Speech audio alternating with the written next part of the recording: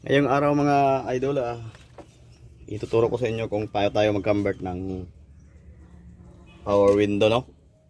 Ito na power window na switch, yung sa kasanayan natin na ginagamit. Replacement po, at saka ito yung kanyang original. So nasira po dito sa loob. Yan. Yan pong function. Yan natin. Kasi minsan function to, minsan hindi. Nagkawala-wala eh. Yan, wala. Ayan, pababa na yun. Pagpataas, wala po. Minsan na, yan. So, ang gagawin na natin ngayon para hindi magpaltos yung ating trabaho, ay mag-replace tayo ng replacement na power window switch. So, ito na po. Tingnan natin dito sa loob. Tingnan natin yung switch na original, ay yung socket na original. Yan po. So, yung ating, ito po yung sa motor. Tingnan natin yung sa motor kung anong kulay po. Yan. Yung kulay ay green Reviti blue at saka green Reviti white. So dito, nandito po yun siya. So ang gagawin natin dito, atin lang ika-cut to. Yan, i-cut lang natin yan.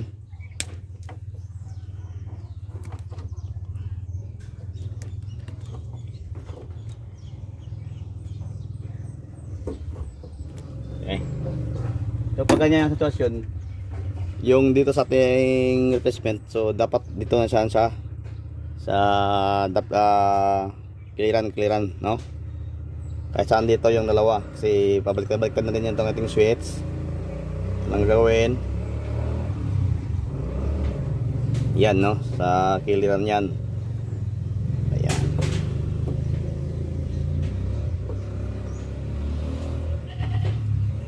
Tapos mag-tip tayo para hindi iwasan natin yung magka-grounded. Yung inuna ko muna yung sa motor, ha. Wala pa yung sa kanyang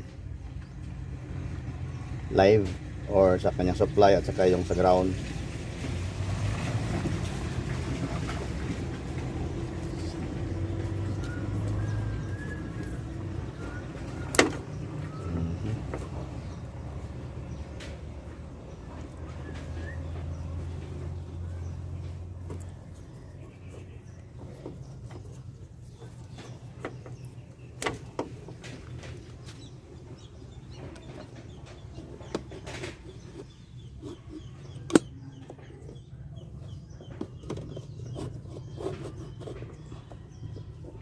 Ayan.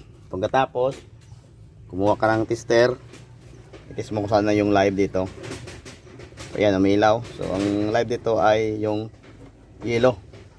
Solid yellow. No? Solid yellow po to. Ayan. Okay. So, solid yellow, lagay natin dito sa gitna. Ayan, dito. Ayan.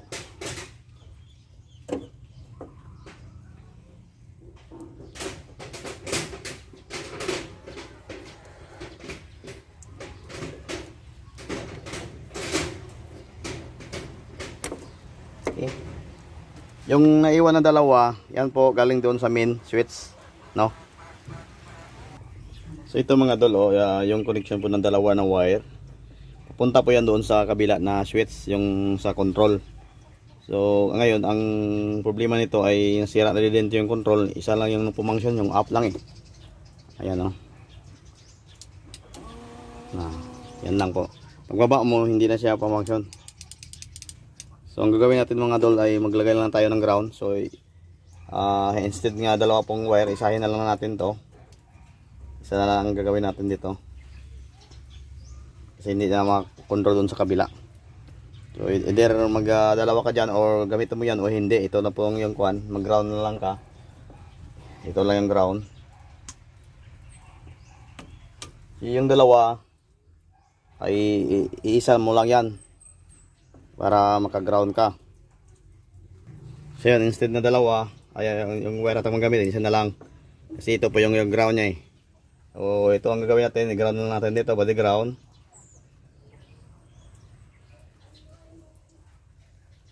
Yan. So up and down na yan. Tingnan natin.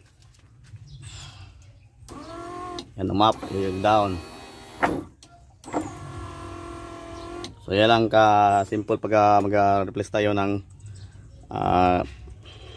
replacement na power window switch. Kung gusto mo lang gamitin din to yung dalawa doon sa kabila para makakontrol ka doon sa kabila, so dalawa ang gamitin natin doon.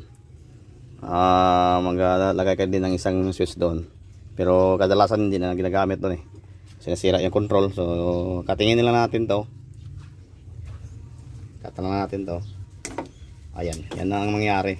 So ang nagamit na natin ay tatlo lang, no? Tatlo yung nagamit, tapos nagka-body ground tayo. Yan lang po, maraming po salamat.